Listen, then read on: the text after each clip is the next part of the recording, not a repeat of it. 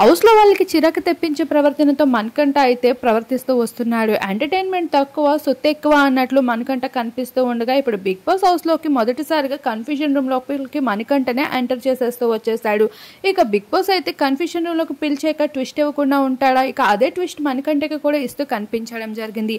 అలానే ఈ వీక్ మొదటి వీక్ నామినేషన్లోనే 5 నామినేషన్స్ మణికంఠకి పడుతూ కనిపించేస్తాయి.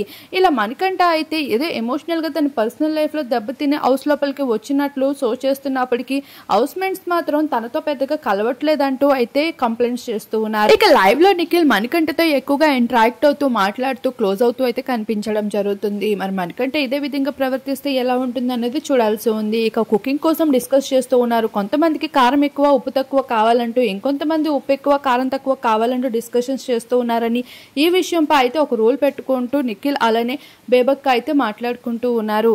అలా ప్రస్తుతం అయితే హౌస్లో ఈ విధంగా ఫుడ్ కోసమే ప్రస్తుతం అంతా టాస్క్లేమీ లేకపోవడం వల్ల ఇలా డిస్కషన్స్ చేసుకుంటూ గుడ్డు కోసం ఉప్పు కోసం కారం కోసం గొడవలాడుకుంటూ మాట్లాడుకుంటూ ఉంటున్నారు.